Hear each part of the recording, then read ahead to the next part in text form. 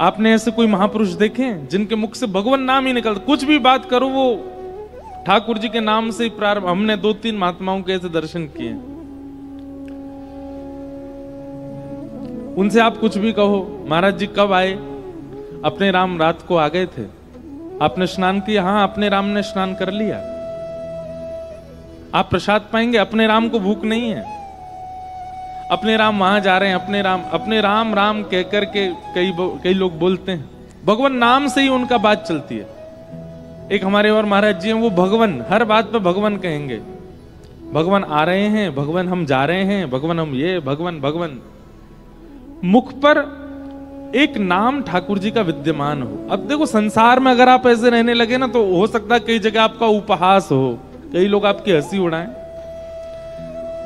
पर एक बात याद रखिएगा, प्रेम में व्यक्ति को परवाह नहीं होती कि कौन क्या बोल रहा है। तो भक्ति में क्यों परवाह होती है?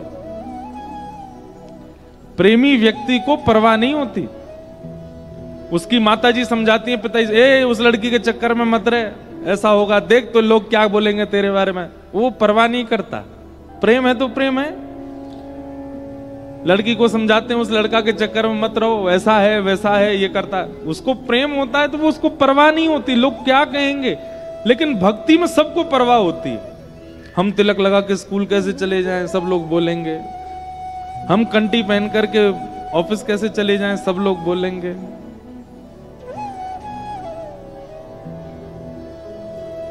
हम प्याज क्यों ना खाएं, हमारे दोस्त क्या बोलेंगे। हम पिए क्यों ना, वो लोग क्या सोचेंगे। परवाह आपको भक्ति में ही होती है, प्रेम में नहीं होती। जबकि जिस प्रेम में आपको परवाह नहीं हुई है, जिस प्यार में आपको परवाह नहीं हुई है, उस प्यार में कुछ दिन बाद आपका वो प्रेम घट जाता है उसी व्यक्ति से जिसके लिए आपको परवाह नहीं थी। और यहां तो प्रेम सदा वर्धमान होने वाला है, यहां परवाह क्यों होती है? अगर एक बार भी आप कृष्णाश्रित हो चुके हैं, कृष्ण पथ पर चल चुके हैं, भक्ति पथ के अनुगामी हो चुके हैं, हमारी हाथ जोड़ के विनती है, परवाह मत कीजिएगा। फिर शिखा रखने में भाई लोगों को, तिलक लगाने में भाई लोगों को, कंठी पहनने में, धोती पहनने में, बगलबंदी पहनने में, चंदन लगाने में, रज लगाने में परवाह नहीं होनी चाहिए। सौभाग्य है हमारा।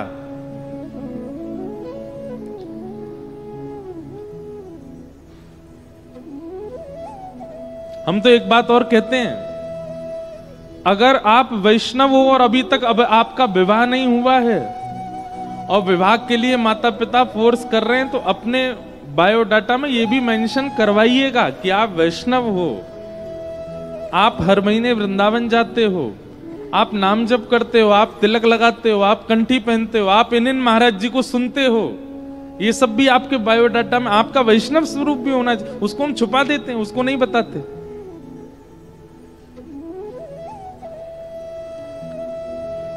कम से कम सामने वाला अगर व्यक्ति आपसे विवाह करना चाहता, उसको पहले से पता तो होगा कि आप इस व्यवहार में हो।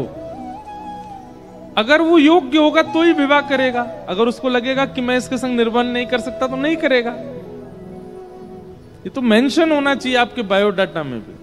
आप कथा सुनते हो, आप तिलक लगाते हो, आप मांस मदिरा का सेवन नहीं करते हो, आप हर महीने वृंदावन जाते हो, ऐसे संकल्प होने चाहिए।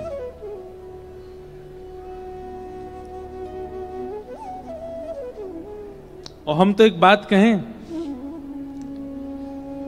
जैसे कई बच्चों की डिमांड होती है, हमारा जिससे ब्याह हो कम से कम डॉक्टर होना चाहिए, सिविल उसकी नौकरी होनी चाहिए, इतना पढ़ा लिखा होना चाहिए, इतना सुंदर होना चाहिए, ऐसा होना चाहिए, वैसा होना चाहिए। लोगों की डिमांड होती है कुछ, और फिर वो डिमांड अगर दिख रही होती है तो बाकी चीजों को नजरअंदाज कर दिया जाए। चलो ये है, डॉक्टर है, भले उसका घर नहीं है, बना लेगा, डॉक्टर तो है, चलो ऐसा है, बाकी की चीजें नजरअंदाज की जाती हैं। अगर आप वैष्णव हो तो आपके होने वाले संबंधी, आपके होने वाले जो, उसमें एक वैष्णव लक्षण तो होना चाहिए। ये पूछिए उससे।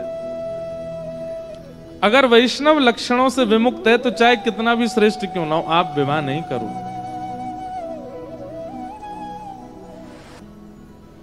संबंध भी उसी से करना है जो कृष्ण प्रेमी हो। विलंब होगा, समय लगेगा, लेकिन कम से कम भक्ति भाव तो बना रहेगा। और इसके बाद भी ना मिले तो फिर वही हमने एक दिन कथा में बताया था ना, ठाकुर जी प्रतिकूल व्यक्ति तब देते हैं मानो उसके अधिकार का प्रेम भी ठाकुर जी चाहते हैं, इसलिए प्रतिकूल व्यक्ति दे देते हैं। पर फिर भी प्रयास करो वैष्णव ही हो। देखिए, वैष्णव से विवाह करने में, वैष्णव के संग करने में, और केवल विवाह की बात नहीं है, मित्रता भी वैष्णव से ही करो। आप कहोगे ढूंढने से नहीं मिलते महाराज जी, कॉलेज, यूनिवर्सिटी, स्कूल, ऑफिसेज में कोई वैष्णव है ही नहीं, तो किसी से मत करो, व्यवहार मात्र करो, नाटक करो मित्रता का।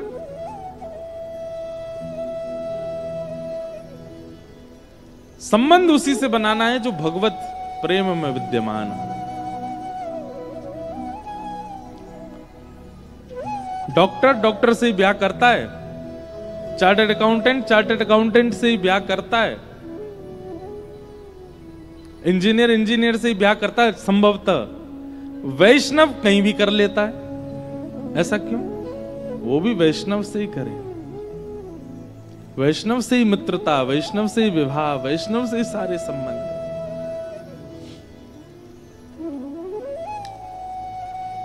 और हमको प्राप्त करना चाहते हो, आप अपना ऐसा प्रस्ताव रखो तो आपको वैष्णव होना पड़ेगा। अंगद जी महाराज की चरित्र आता है भक्तमाल जी में।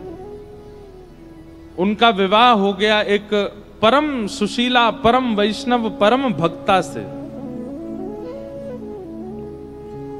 वो नित्य कथा सुनती थी, नित्य मंदिर जाती थी, नित्य भगवत सेवा करती थी, पर संभवतः अंगद जी जो थे वो बिल्कुल भक्त नहीं थे, भगवत भक्त नहीं थे, पत्नी भक्त पूरे थे, पत्नी के भक्त थे।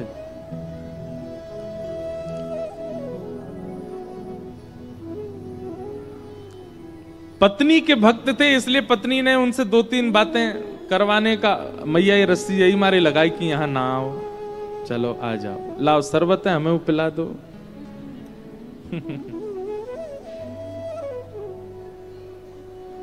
क्या चाय ले जा रही हैं कि शरबत है? हैं? चाय? श्रोता चाय पिएंगे, कथा सुनेंगे?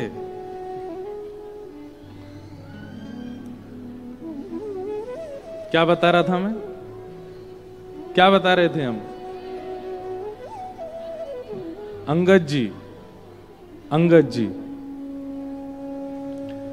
तो अंगद जी की पत्नी, उसने मन में विचार किया कि ये मेरे तो पूरे भक्त हैं, मेरी आज्ञा पूरी मानते हैं, तो अपनी आज्ञा से ही वो ले जाती थी। अच्छा, आप हमसे बहुत प्रेम करते हैं? बोले हाँ, चलो आज मंदिर चलो हमारे लिए। तो उनके लिए मंदिर जाते थे, उनके लिए संतों को प्रणाम करते थे, उनके लिए कथा में जाते थे। पर कथा में पत्नी तो कथा वक्ता को देख के कथा सुन रही होती थी, अंगद जी पत्नी को देखते रहते थे। पत्नी पूछती आज कथा में क्या सुना? बोले मैंने तो कुछ नहीं सुना, लेकिन तुम 5 बार मुस्कुराई थी वो मैंने देखा। व्यास जी ने कोई अच्छी बात बोली, तुम मुस्कुरा रही थी, मैं तुमको देख रहा था। बोली हाय राम कैसे हो, पूरे मुझे ही देखते रहते हो। एक बार की बात कि अंगद जी की पत्नी को लगा कि पति तो अब हमारे पूरे आधीन है, भली चलो खुद इतनी भक्ति नहीं करते, हमको रोकते तो नहीं है। पत्नी ने कुछ संत जनों की टोली से कहा कि आप घर घर संकीर्तन करते हैं, आज का संकीर्तन मेरे घर कीजिए। और घर में महाराज महात्माओं की जमात आ गई, सब संकीर्तन कथा करने लगे। तभी अंगद जी लौट करके आ गए। अंगद जी ने जब अपने ही आंगन में संत महात्माओं को कीर्तन करते हुए, कथा सुनाते हुए देखा, क्रोध आ गया। और क्रोध में भर के पत्नी से तो कुछ नहीं बोले, महात्माओं के चिमटा वगैरह उठा उठा के फेंकने लगे। बोले आप लोगों को पूरी दुनिया मिली हुई है, भजन संकीर्तन करना कहीं और आश्रम मठों में जाके करो, मेरा घर मिला था क्या, जाइए चलिए बाहर निकलिए यहां से। निकाल दिया।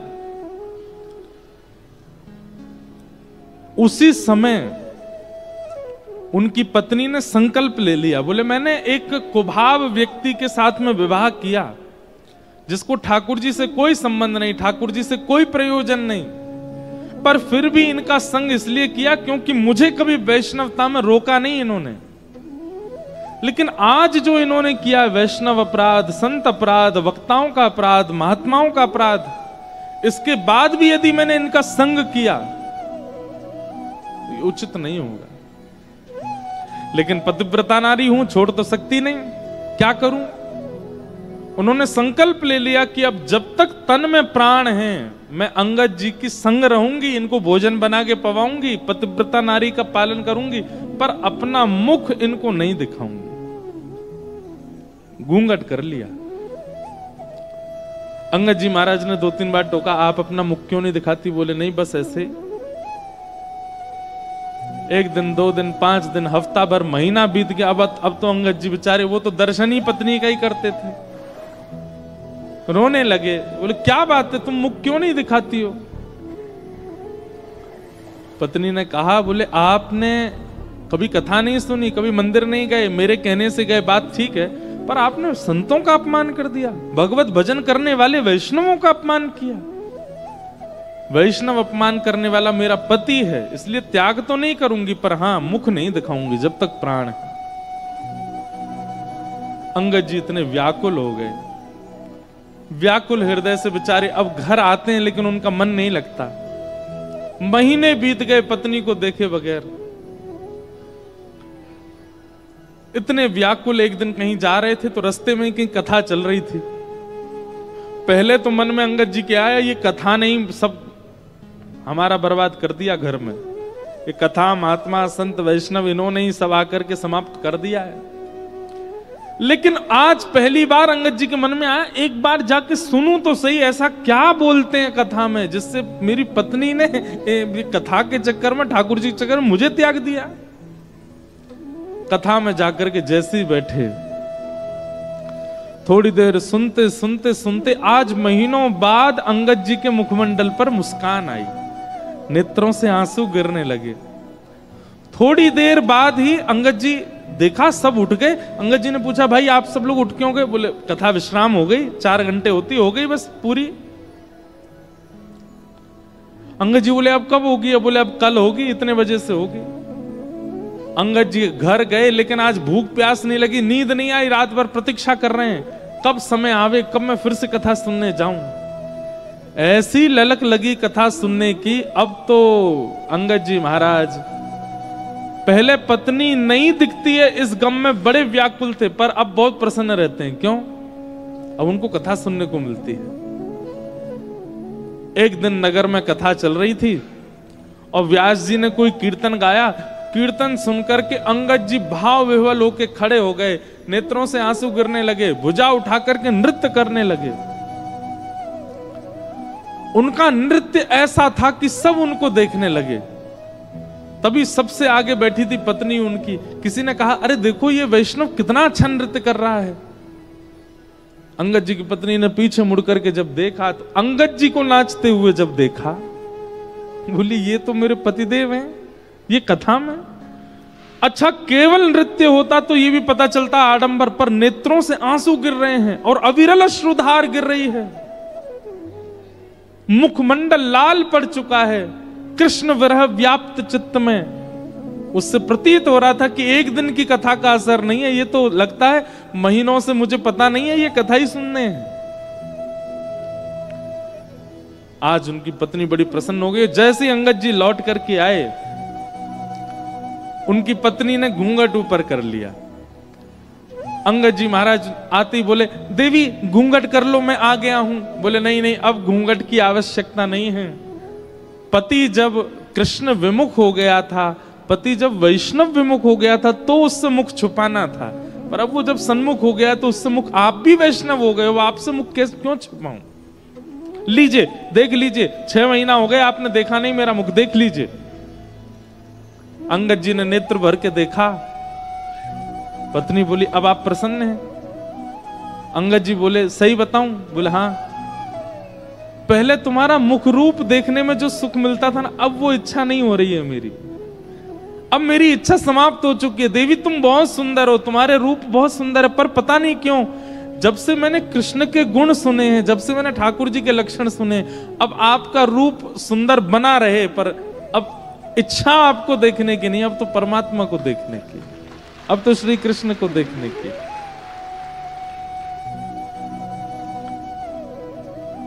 अंगद जी की पत्नी, उन्होंने ऐसा संकल्प लिया कि जिसके कारण उनके पति भगवत युक्त हो गए। हम इतने कठोर कदम उठा सकते हैं भक्ति भाव में? नहीं उठा पाएंगे।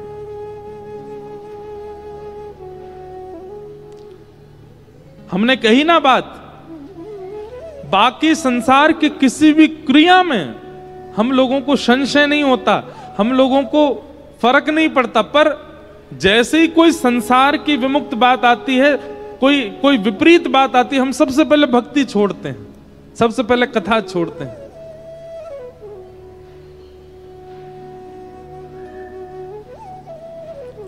अभी सागर में हमारी कथा थी, वहां एक वैष्णव बालिका आई कथा में। तो कथा के बाद जब सुबह मिलने के लिए आई, तो अब रूप से पता चल जाता है कि कुछ क्रम चल रहा था विवाह का उनके घर। तो आकर के बोली, महाराज जी मेरा विवाह है परसों, हमको निकलने नहीं दिया जाता बाहर, पर हमें पता चली कि कथा होने वाली है सागर में। हम घर वालों से लड़ लिए कि नहीं जाएंगे, महाराज जी आ रहे हैं, कथा हो रही है, इसमें तो जाना है। लोगों ने बहुत रोका टोका, बातें भी बनाई रिश्तेदारों ने, पर हमको कोई फर्क नहीं पड़ा कि ठाकुर जी आए, गिरधर लाल जी आए हैं, तो दर्शन तो करना है। जैसा त्याग, जैसा समर्पण, जैसी स्वतंत्रता संसार के विषय के प्रति होती है, ऐसी ठाकुर जी के प्रति हो जाए।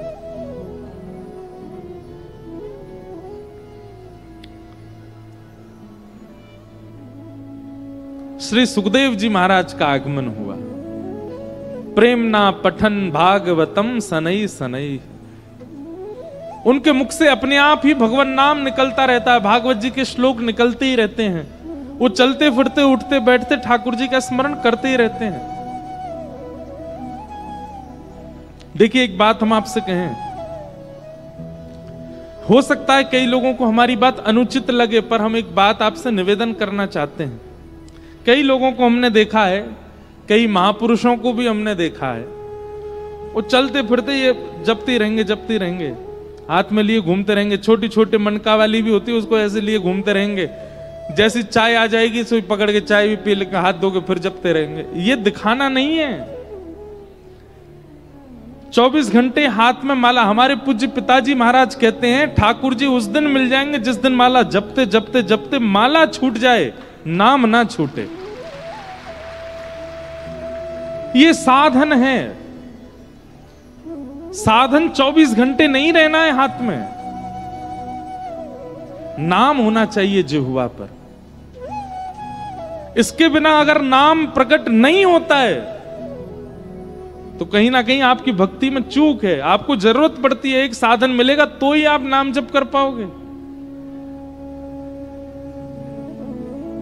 हमारी कई परंपराओं में माला झोली संग रख करके नाम जप करने की वो परंपरा बनी रहे, उसका खंडन नहीं है। पर उस परंपरा से विलग लोग भी कई ऐसे हैं, वो 24 घंटा ठीक है कथा सुन रहे हैं, माला नाम जप चल रहा है, वृंदावन जा रहे हैं नाम जप चल रहा है, मार्ग में है नाम जप चल रहा है, चलता है। पर चलते फिरते उठते बैठते खाते पीते और नाम जप चलते ही जा रहा है, ये इसकी आवश्यकता नहीं है। नाम हृदय में होता है, नाम जिह्वा पर होता है, नाम मन में होता है, वहां चलते रहना चाहिए। सनई सनई श्री शुकाचार्य जी का आगमन हुआ। परीक्षित जी सन्मुख बैठे थे।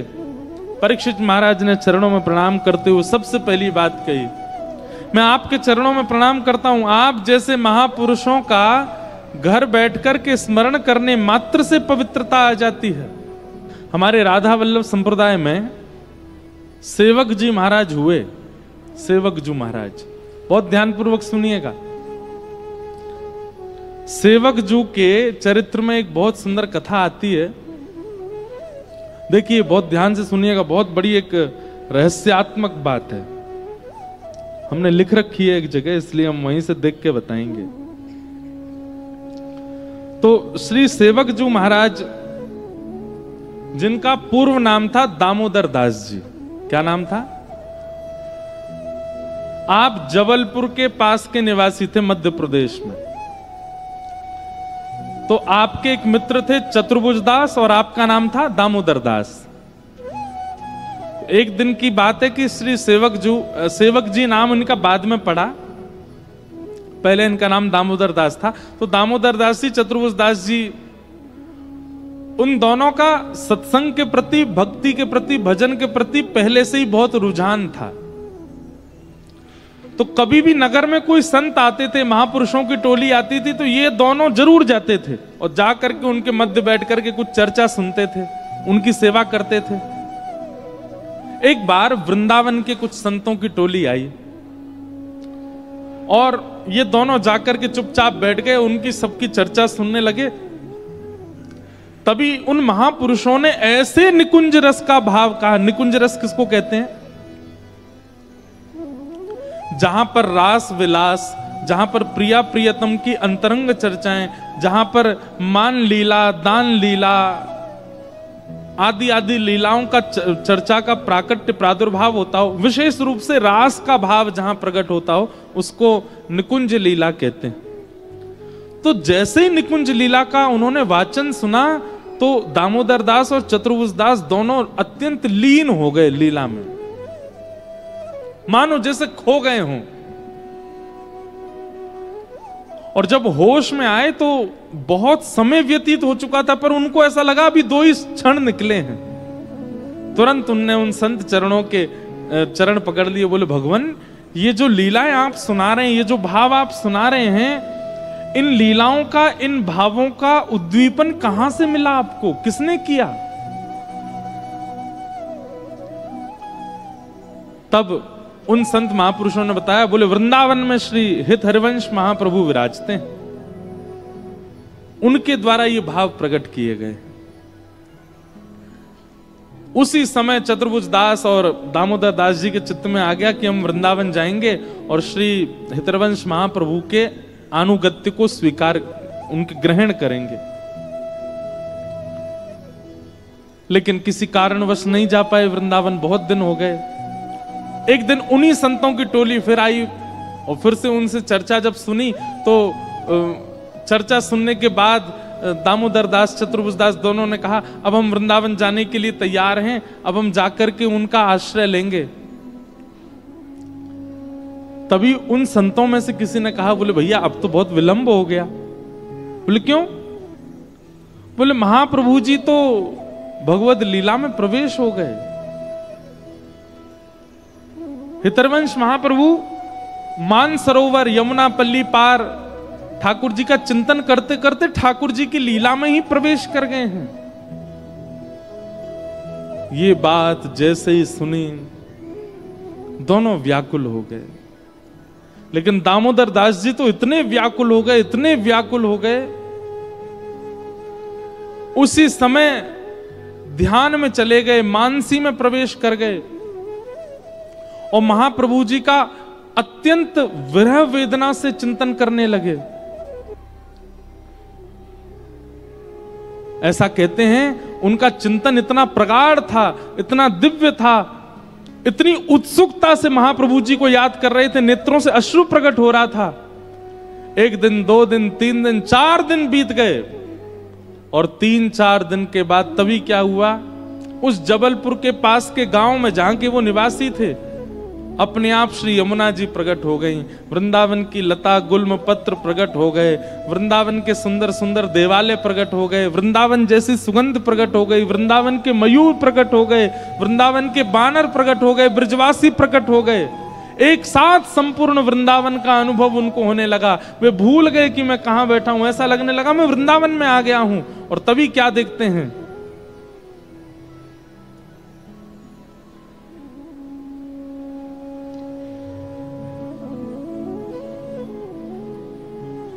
बिस्कुट आए हैं, चाय भी आ गई, बिस्कुट भी आ गए।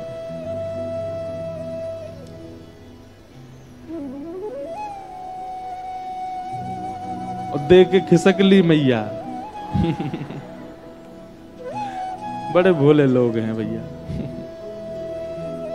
क्या बता रहा था मैं, हैं? वृंदावन, हाँ नहीं, दामोदर दास जी का वृंदावन प्रकट हुआ। ऐसे हम भूल जाते हैं कथा। अब मेरे मुंह में पानी आ गया कि मैं बिस्किट खाऊं।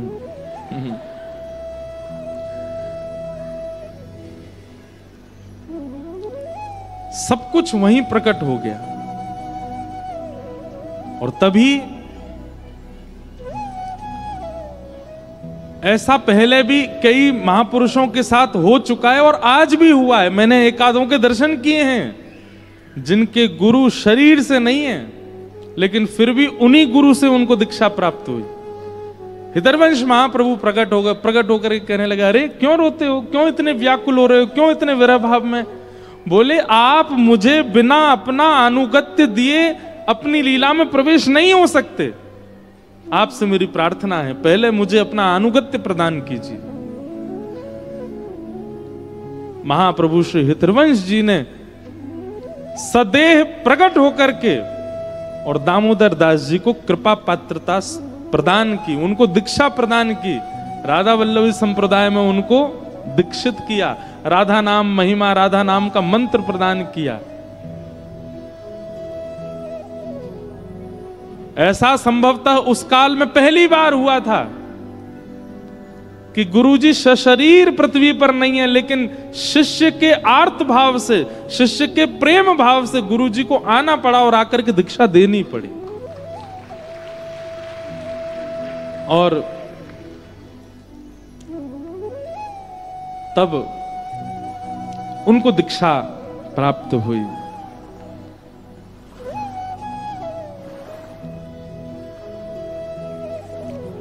तब उन्होंने महाप्रभु जी के वर्णन में सेवक वाणी का संकलन किया। हमारे राधा वल्लभी संप्रदाय में हित चतुराशी जी, 84 जी और सेवक वाणी, इन दो का पाठ होता है।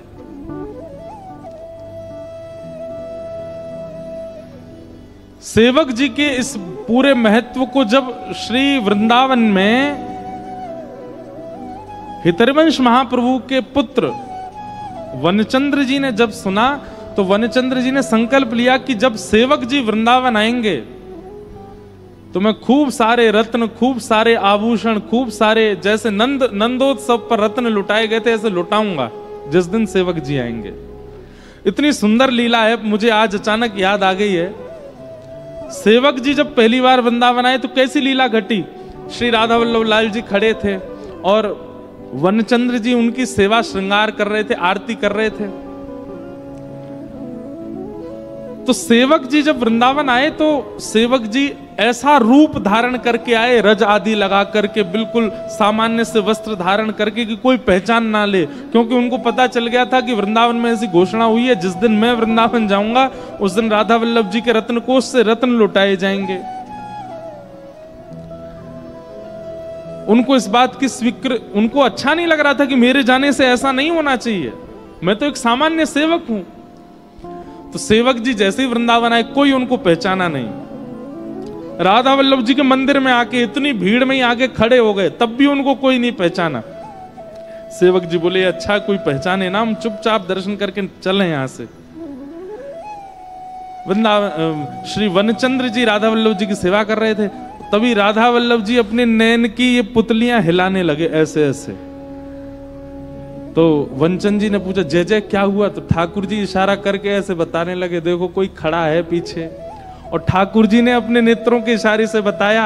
जैसे ही वनचंद जी ने पीछे देखा, कहां? तो ठाकुर जी ऐसे नेत्र हिलाने लगे, वहां वो देखो पीछे खड़े हैं, वही हैं सेवक जी, इनका जिनके लिए तुमने घोषणा की थी। तुरंत वनचंद्र जी गए, जाकर के सेवक जी को हृदय से लगा। सेवक जी बोले, आप मुझे कैसे पहचान गए? तब वनचंद्र जी के नेत्र सजल हो गए, बोले कि भैया,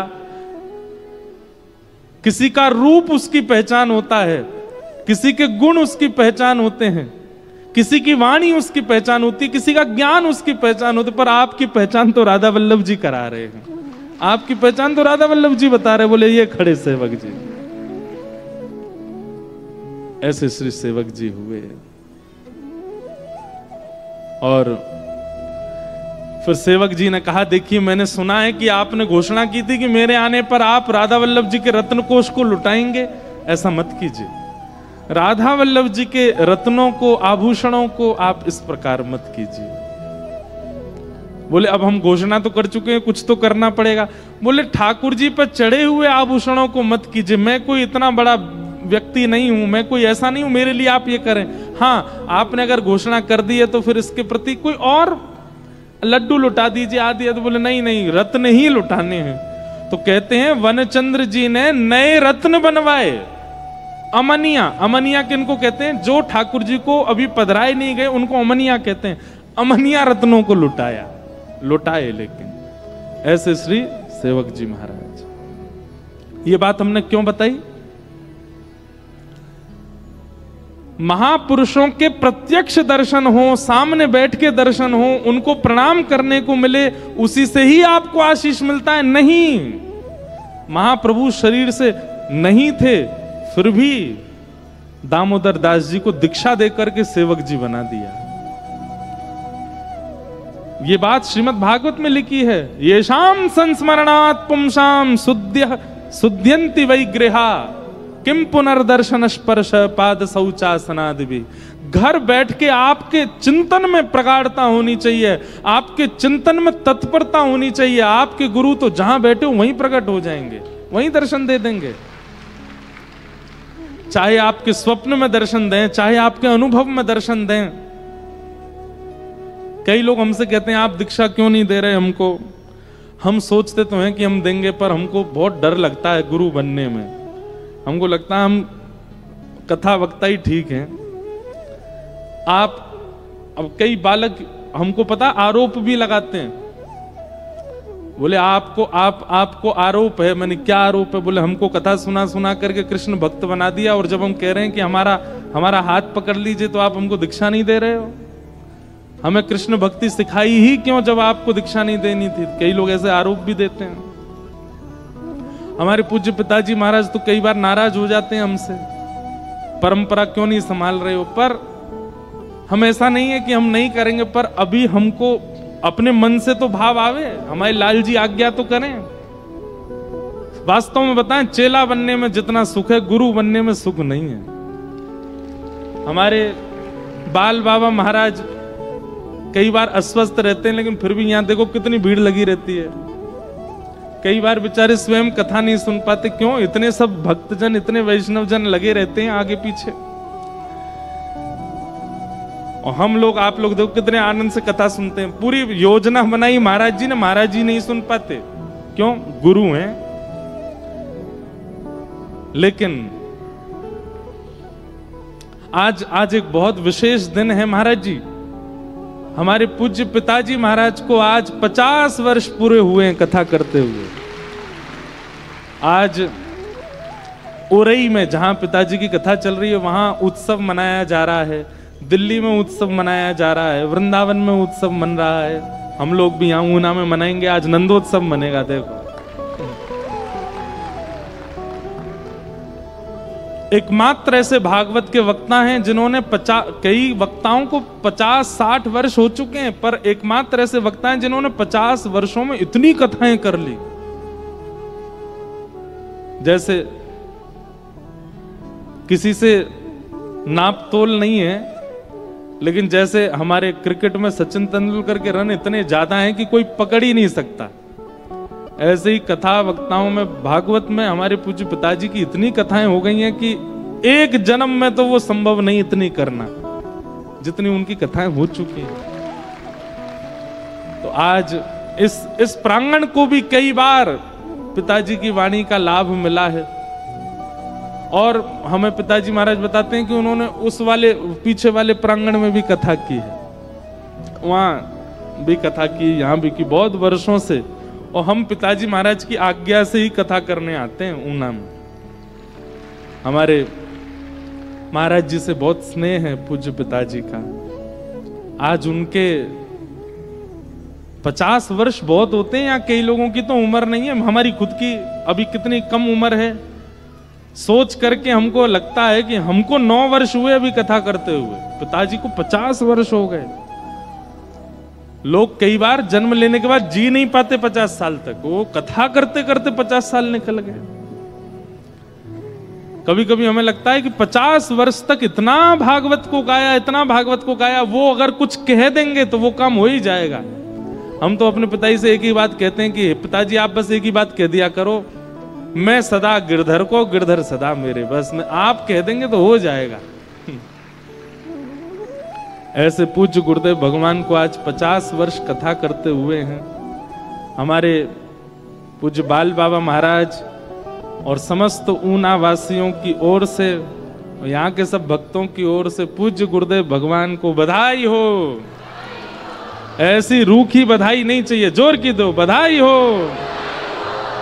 बधाई हो, बधाई हो। तो आपके निष्ठा में, आपके संकल्प में, आपके चिंतन में प्रगाढ़ता हो तो गुरु चाहे कहीं हो प्रकट हो जाएंगे सामने, चिंतन में प्रकट हो जाएंगे, स्वप्न में प्रकट हो जाएंगे। ये शाम संस्मरणात् पुंसा।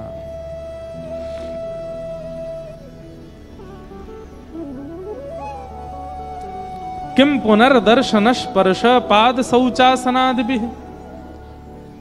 राजा परीक्षित सुखदेव जी से कह रहे हैं कि भगवान आपका स्मरण मात्र पवित्र कर देता है, आप प्रत्यक्ष सामने बैठे हैं, मैं क्या करूं, मैं आपके चरण छू लूं, मैं आपको वंदन कर लूं, उसी से ही मेरा उद्धार हो जाना है। आपका चिंतन घर पर बैठने मात्र करने से पवित्रता आ जाती है, आप सामने बैठे हैं मेरे। आप सोच के तो बहुत कुछ गए थे बिहारी जी से मांगने के लिए, पर जैसे ही पहुंचे भूल गए, और फिर सोचना पड़ रहा है। कई लोग तो आते मिलने के लिए लिख के लाते हैं, लिखा हुआ नहीं पढ़ पाते, क्या क्या पूछना था, क्या क्या जानना था, क्या क्या बताना था, भूल गए सब। यही असली दर्शन है कि आप ठाकुर के सामने जाकर के भी अगर याद कर पा रहे हो कि आपको क्या मांगना था, तो आप ये बात स्पष्ट मान लीजिएगा कि बिहारी जी को ही आपसे मिलने में रुचि नहीं है, इसीलिए आपको याद है संसारी वस्तु। लेकिन ठाकुर जी के सन्मुख जाके, गुरुदेव के सन्मुख जाके, संतों के सन्मुख जाके, वैष्णवों के सन्मुख जाके, कथा वक्ताओं के सन्मुख आके विस्मृति हो जाती है, क्या सोच के आए थे। विदुरानी जी का प्रसंग सुना है ना, ठाकुर जी घर आ गए, कैसी हो गई विदुरानी, पैर धर कहीं रही हैं, जा कहीं और रही हैं। ठाकुर जी को बैठाने के लिए पाटा बिछाना था, उल्टा बिछा दिया, केले खिलाने थे, छिलके खिला दिए। विदुर जी महाराज ने घर पर आकर के देखा, माथा पीटने लगे अपना, बोले पहली बार ठाकुर जी घर पर आए, उल्टे पाटे पर बिठा दिया, केले दूर फेंक रही है, छिलका खिला रही है ठाकुर जी को। विदुर जी महाराज ने पांव पकड़े, विदुर जी केला लेके आए, छिलका अलग करके केला जब खिलाया, ठाकुर जी बोले बिल्कुल बेस्वाद लग रहा है, हमको केला में रुचि ही नहीं आ रही है, पर विदुरानी जी जो छिलके खिला रही थी वो बहुत अच्छे लगे। क्यों?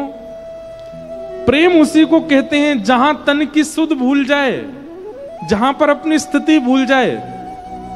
मैं कहा करता हूं कथा में, वो प्रेम हो ही नहीं सकता जहां सामने वाला अपने आप को भूल ही नहीं पाया। उसको याद है कि मैं कौन हूं, उसको अपनी स्थिति पता है, अपना पद पता है, अपनी योग्यताएं पता हैं, तो आपने प्रेम ही नहीं किया उसको। बंधुओं, ठाकुर जी परमात्मा हैं, ठाकुर जी परब्रह्म हैं, ठाकुर जी त्रिभंग ललित, ठाकुर जी श्याम सुंदर, ठाकुर जी मंदिर में रहते हैं, पर आपका प्रेम ऐसा हो कि ये सब भूल जाएं। ठाकुर जी भूले हैं, मीराबाई के लिए भूले हैं, सूरदास के लिए भूले हैं, कुम्भनदास के लिए भूले हैं, नरसिंह मेहता के लिए भूले हैं, जनाबाई के लिए भूले हैं, कितनों के नाम बोलूं मैं, सबके लिए ठाकुर जी भूल गए कि मैं कौन हूं। वास्तव में भक्ति ऐसी करनी है कि ठाकुर जी भूल जाएं कि वे परमात्मा है, सहज हो जाए।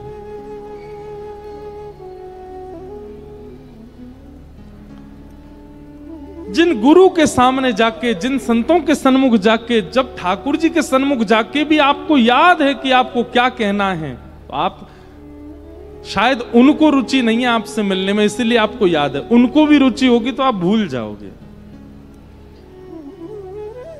विस्मृति।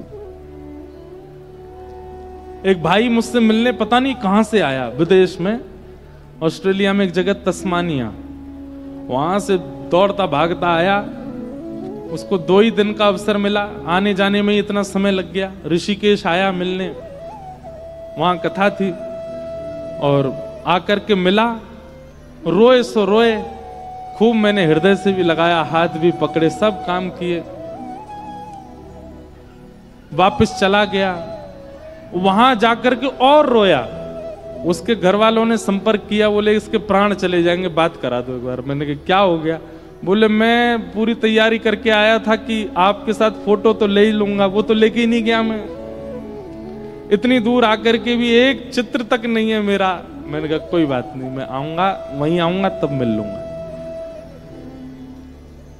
तो ये विस्मृति होना, ये प्रेम का द्योतक है। जहां याद रह जाता है कि क्या चर्चा करनी थी, क्या करना था, कैसे करना था, प्रेम नहीं।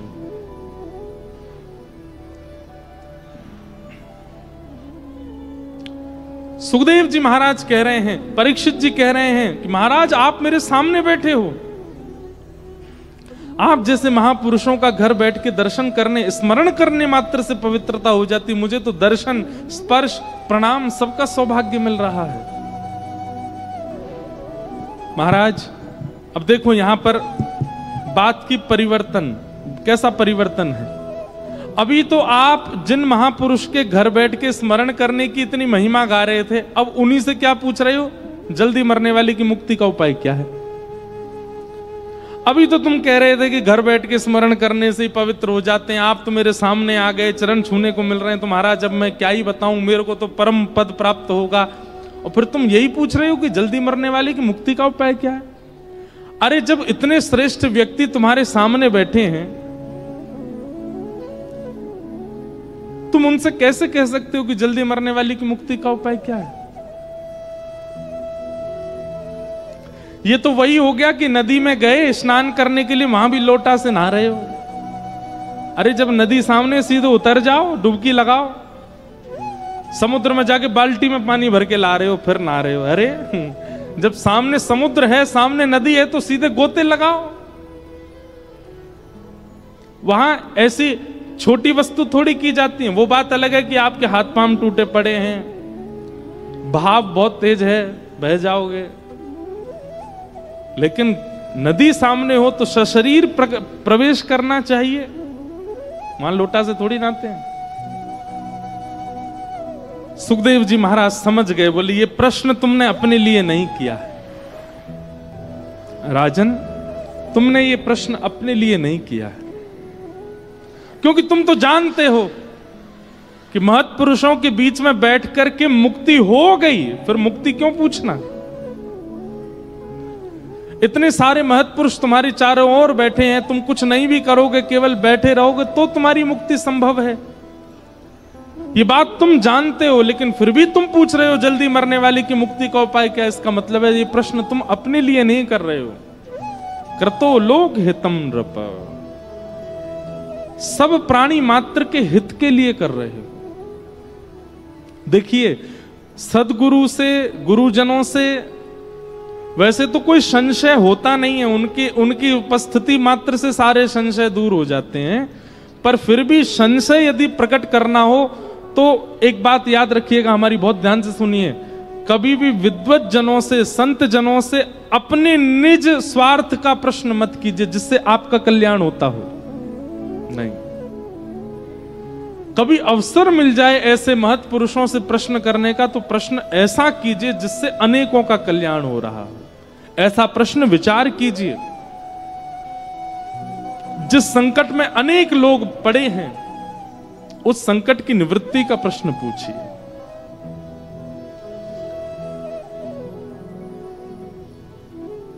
लोग बाग इतने अद्भुत हैं, हमसे पूछते हैं सुदामा जी के पिताजी का नाम क्या था बताइए, राम जी की दादी जी कौन थी, इससे क्या होना है? कोई बता देगा तो वो विद्वान है, भैया हमें नहीं पता इतना। ऐसे प्रश्नों का कोई दायित्व नहीं है, कोई लाभ नहीं है। ऐसा प्रश्न करो पूछने वाला, बताने वाला और सुनने वाले तीनों का कल्याण हो रहा हो। राजा परीक्षित ने वही प्रश्न किया। राजा परीक्षित को पता है मेरी मुक्ति तो सफल हो जाएगी, पर मैं ऐसा प्रश्न कर जाऊं कि मेरे बाद भविष्य में यदि कोई ऐसी स्थिति में पड़ जाए तो वह भी मुक्ति का गामी हो, उसको भी मुक्ति प्राप्त हो।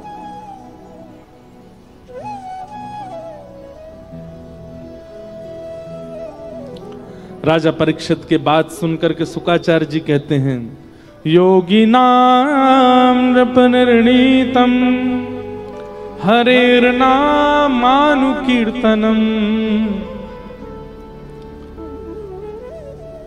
मुक्ति उपाय का सर्वश्रेष्ठ साधन क्या है? बहुत ध्यान से सुनिएगा। अपने अंतिम काल में, अपने अंतिम समय में भगवत नाम का उच्चारण कर देना।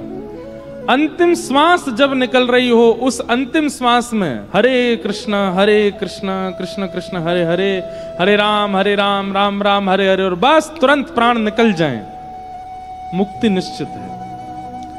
हमारे भागवत आदि शास्त्रों में ऐसा भाव भी है कि यदि व्यक्ति ने जीवन भर पाप किए, जीवन भर दुराचार किया, जीवन भर गलत काम किए, और ऐसे व्यक्ति का भी अगर अंतिम क्षण में भगवान नाम प्रकट हो जाए तो उसके जीवन भर के समस्त कार्य जो है वो शून्य हो जाते हैं, उसको मुक्ति मिल जाती है। फिर उसके जीवन के कार्यों पर नजर नहीं डाली जाती उसने क्या किया। लेकिन आप लोग कहेंगे महाराज जी ये तो बहुत गलत है, जीवन भर किसी ने गलत काम किया और अंत में भगवान का नाम ले दिया।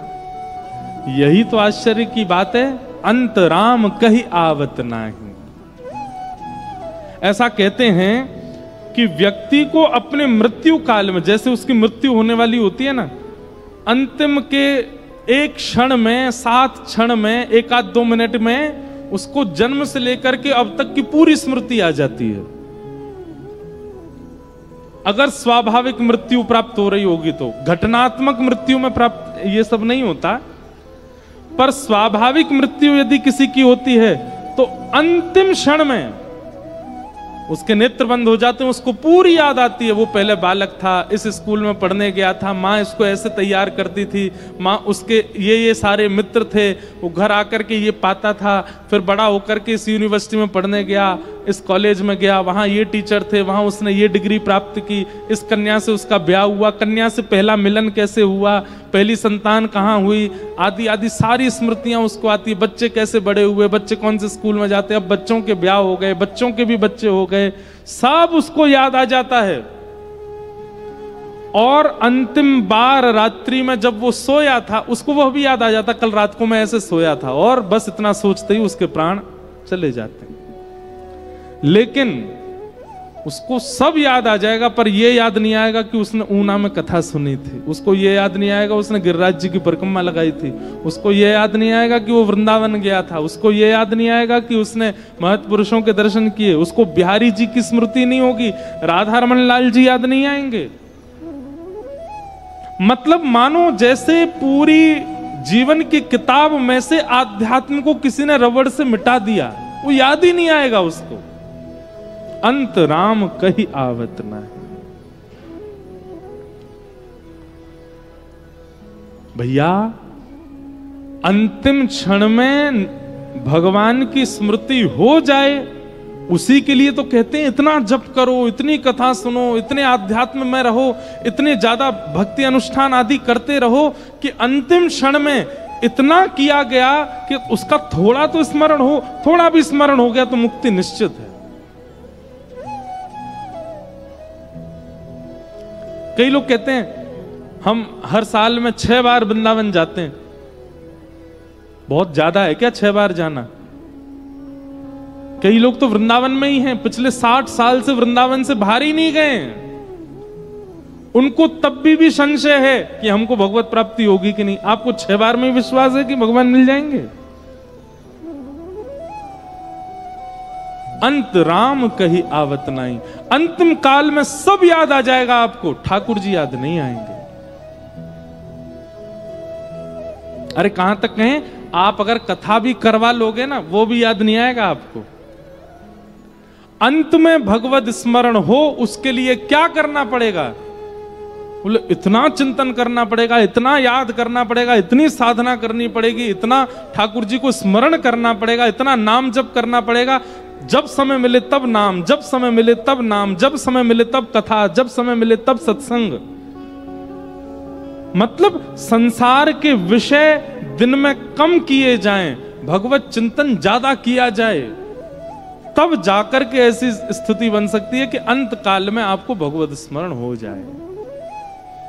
लेकिन हमारा क्या है, पूरे दिन भोग वस्तुओं को भोगते हैं और उसमें समय मिलता है थोड़ा सा, तो उसमें भगवंत स्मरण, सुबह के 5 मिनट ठाकुर जी को, बाकी के पूरे 24 घंटे संसार को, कैसे याद आ जाएंगे भगवान? एक संसार का एक रूल है, जिसको ज्यादा प्रायोरिटी देते हो वही आपके साथ खड़ा रहता है। आपने ठाकुर जी को, ठाकुर जी की कथा को, ठाकुर जी के नाम को प्रायोरिटी दी ही नहीं है, तो वो अंतकाल में क्यों आएगा आपके पास? जिन जिन को प्रायोरिटी दी वही याद आएंगे। एक सेठ जी के प्राण निकल रहे थे, उनके सारे बच्चे आकर के खड़े हो गए। ऐसा कहते हैं कि जब व्यक्ति की स्वाभाविक मृत्यु होती है तो उसका कंठ जो है गुर्र गुर्र आवाज करता है, कंठे गुरगुरायते, बोल नहीं पाता वो। कभी श्रीमद् भागवत में कपिल देवूति संवाद में दंडपाणि भगवान का वर्णन किया गया है, कभी सुन लीजिएगा उसको, आपकी रूह कांप जाएगी। व्यक्ति की मृत्यु कैसे होती है। हमने एक बार 1 महीने की कथा की थी नासिक में। उस कथा में विश्राम के 4-5 दिन, 1 महीना की कथा 30 दिन की कथा है, उसके विश्राम के 3-4 दिन में दंडपाणि भगवान का वर्णन किया है, कभी सुन लीजिएगा जाके। यही श्याम सुंदर, यही त्रिभंग लली, यही मोर मुकुट बारे, जब दंडपाणि भगवान रूप धारण करते हैं कितने भयावह लगते हैं। ऐसा कहते हैं कंठ से गुर्र गुर्र आवाज क्यों आती है? बोले यम के दूत जो है वो गला बांध देते हैं और बस प्रतीक्षा करते हैं, उल्टी गिनती गिनते हैं, इतनी देर रह गई तुझको ले जाने में। वो केवल उसी को दिखते हैं जिसके प्राण निकल रहे होते हैं, और किसी को नहीं दिखते। उल्टी गिनती गिनते हैं, 100, 99 आदि ऐसे करते हैं कि महाराज सामने वाला व्यक्ति कांपने लगता है। जैसे जैसे क्षण खत्म होते सब भूल जाता है वो। तो एक सेठ जी के प्राण निकल रहे थे, कंठ गुर आवाज कर रहा था, बच्चे आके खड़े हो गए, बोले पिताजी जाने वाले हैं, इनसे पूछ लें हाथ जोड़ करके कि सारा धन कहां रखा है, किसके नाम है। एक वैद्य जी को बुलाया, वैद्य जी बोले बहुत महंगी औषधि है, मैं दे तो दूंगा। बोले कोई बात नहीं, कितनी भी महंगी हो, पिताजी के द्वारा जीवन भर कमाया गया धन तो मिलेगा उसके बदले। वैद्य जी ने औषधि दी, जैसे कंठ साफ हो गया, बोलने लगे, आवाज निकलने लगी पिताजी की। बड़ा वाला कहां है? पिताजी यहीं खड़ा हूं, आप तो बताइए बस। बीच वाला कहां है? बोले मैं भी यहीं खड़ा हूं। छोटा वाला कहां है? बोले मैं भी यहीं खड़ा हूं। छोटे वाले के बच्चे कहां हैं? बोले हम भी यहीं खड़े हैं दादाजी, जल्दी करो, आपके प्राण निकलने वाले, जल्दी बता जाओ कितना किसके हिस्से में है।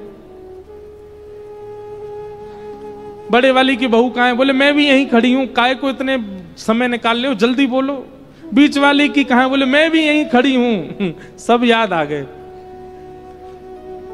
बताओ, इतनी महंगी औषधि मिलने के बाद, कंठ साफ होने के बाद भी इतनी देर सबको बुलाने में लगा दी, भगवान नाम फिर भी नहीं लिया। ये स्वाभाविक है कि व्यक्ति की मृत्यु में उसको ठाकुर जी याद नहीं आते। आपका बुद्धि ऐसी हो जाएगी, आपका मन ऐसा हो जाएगा, नहीं आएंगे याद। वही याद आएगा जिसका जीवन भर चिंतन किया, जिसको जीवन भर आपने प्रायोरिटी दी, वही अंतिम समय में याद आएंगे, ठाकुर जी नहीं। सब लोग खड़े हो गए, सबने, पिताजी बता तो दीजिए। बोले मैं तो ये कह रहा हूं, मैं बहुत देर से देख रहा हूं हमारी भैंस का पड्डा जो है वो झाड़ू खा रहा है, तुम लोग उसके मुंह से झाड़ू निकाल दो। झाड़ू पड्डा करते करते प्राण निकल गए, चले गए, भगवान नाम नहीं लिया। नाम नहीं आता, ठाकुर जी याद नहीं आते। इसलिए आज से एक संकल्प लीजिए, एक नाप तोल रखा कीजिए। आप संसार को कितना समय देते हो, संसार के विषयों को कितना समय देते हो, संसार की विषय वार्ता में, संसार के भोग विलास को आप कितना समय देते हो, उसकी काउंटिंग कीजिए और फिर उससे 1 घंटा 1.5 घंटा ज्यादा ठाकुर जी को दीजिए।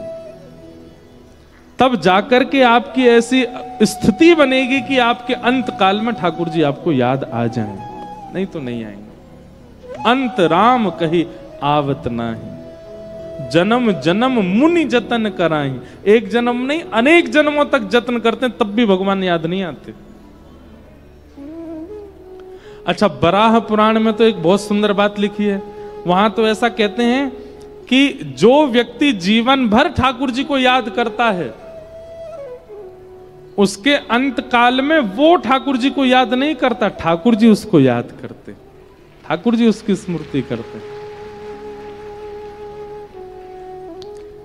मेरा सुमिरन हरि करें, मैं पावा विश्राम। भक्ति की स्थिति कहां तक आ जाए? बोले मैं सुमिरन करते करते करते करते इस स्थिति में आ गया कि मेरा सुमिरन हरि करें, मैं पावा विश्राम। आप तो विश्राम पांव पसार करके सो जाओ, ठाकुर जी आपको याद करें, ऐसी स्थिति बने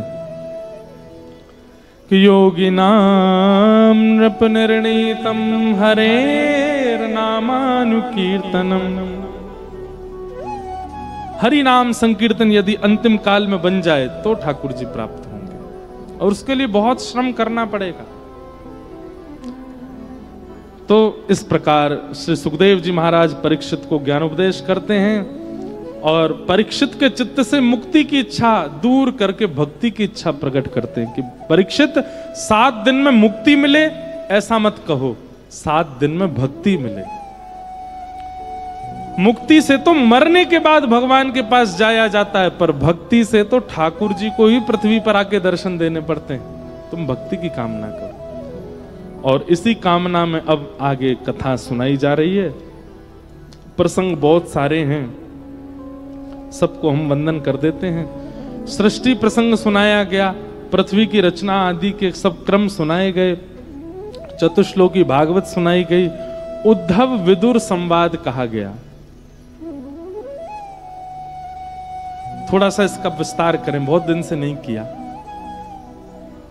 भगवान शांति दूत बनकर के आए थे पांडवों के पास, कौरवों के पास, और भगवान ने आकर के एक प्रस्ताव किया कि भाई देखो, युद्ध नहीं करना पड़ेगा, 5 पांडवों को 5 गांव दे दीजिए भारत में। दुर्योधन युद्ध मत करो, केवल 5 पांडव हैं, उनको छोटे छोटे 5 गांव दे दो, वहीं रह लेंगे, अपना गुजर बसर कर लेंगे। वैसे देखा जाए तो पांडवों का पूरे भारत पर अधिकार है, क्योंकि इनके पिता पांडु ही राजा थे। अस्वस्थ होने के कारण उन्होंने धृतराष्ट्र को राज्य गद्दी दी थी, और ये कह करके गए थे कि मेरे पुत्र योग्य हो जाएं तो उनको राजा बना देना। लेकिन धृतराष्ट्र ने पुत्र मोह में आकर के अपने पुत्रों को ही राज्य गद्दी देने का आश्वासन कर दिया। लेकिन कोई बात नहीं, तुम लोग फिर भी राज्य गद्दी पर बैठे हो, बैठ जाओ, लेकिन पांडवों को 5 गांव दे दो उनके अधिकार के, युद्ध मत करो। दुर्योधन बोला, हे श्री कृष्ण, शरीर में यदि 5 घाव हो जाएं और उनकी चिकित्सा ना की जाए तो 5 क्या, 1 घाव भी पूरे शरीर को नष्ट करने की संभावना रखता है। आज हमने 5 गांव दे दिए तो कल पूरा भारत एक छत्र सम्राट पांडवों का होगा। इसलिए सुचक्र न दास्यामी बिना युद्धे न केशव, सुई के नोक के बराबर जमीन भी बिना युद्ध के नहीं दूंगा। अगर पांडवों को चाहिए तो पूरा राज्य ले जाएं, ये छोटे मोटे गांव नहीं दूंगा मैं, लेकिन युद्ध करके। जब भगवान की बात दुर्योधन ने नहीं मानी तो विदुर जी को इस बात से बहुत पीड़ा हुई।